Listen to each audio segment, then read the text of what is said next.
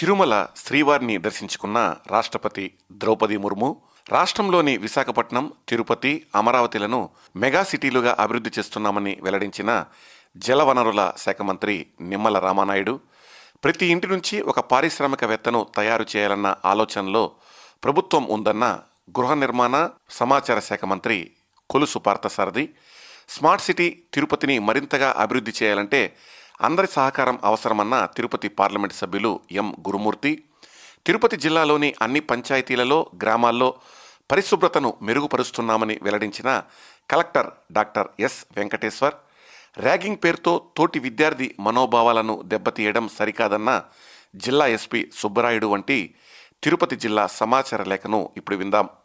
తిరుమల శ్రీ వెంకటేశ్వర స్వామి వారిని రాష్ట్రపతి ద్రౌపది ముర్ము దర్శించుకున్నారు. మొదటగా తిరుమల క్షేత్రపాలకుడు వరాహస్వామిని దర్శించుకున్న రాష్ట్రపతి అనంతరం శ్రీవారి ఆలయం వద్దకు చేరుకున్నారు. శ్రీవారి ఆలయ మహద్వారం వద్ద TTD chairman BR Naidu, EO Anil Kumar Singhal, వేద పండితులు ఇఫ్తీ కపాల్తో స్వాగతం పలికారు. అనంతరం రాష్ట్రపతి ధ్వజస్తంభాన్ని మొక్కుతూ ఆలయంలోకి ప్రవేశించి శ్రీ వెంకటేశ్వర స్వామివారిని దర్శించుకుని మొక్కులు సమర్పించుకున్నారు. అనంతరం రంగనాయకుల మండపంలో వేద పండితులు రాష్ట్రపతిని వేద ఆశీర్వచనం చేయగా టీటీడీ ఉన్నతాధికారులు శ్రీవారి తీర్థప్రసాదాలను అందజేశారు.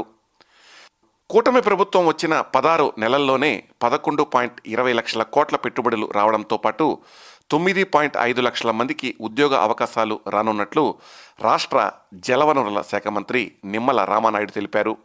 తిరుపతిలో పాత్రికేయులతో మంత్రి మాట్లాడుతూ రాష్ట్రంలోని విశాఖపట్నం, తిరుపతి, అమరావతిలను మెగా సిటీలుగా అభివృద్ధి చేస్తున్నామని, రాయలసీమ ప్రాంతంలో ఏరోస్పేస్, ఎలక్ట్రానిక్స్, డ్రోన్లతో పాటు ఆటోమొబైల్ కారిడార్లు, ఆగ్రో ప్రాసెసింగ్ యూనిట్లు ఏర్పాటు చేయనున్నామని వెల్లడించారు.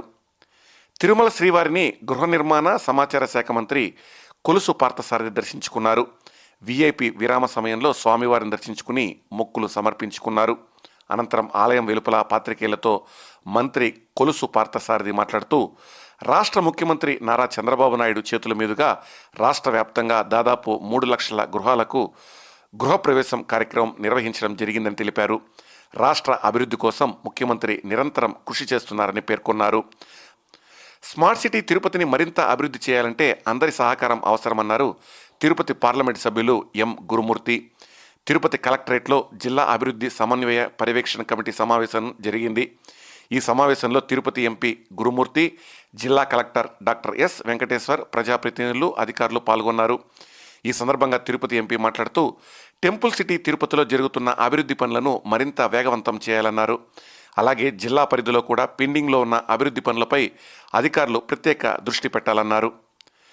తిరుపతి జిల్లాలోని అన్ని పంచాయతీలలో, గ్రామాల్లో పరిశుభ్రతను మెరుగుపరిచే దిశగా చెత్త సేకరణ చేయడం కోసం ఈ ఆటోలను జిల్లా కలెక్టర్ డాక్టర్ ఎస్ వెంకటేశ్వర్ పంపిణీ చేశారు.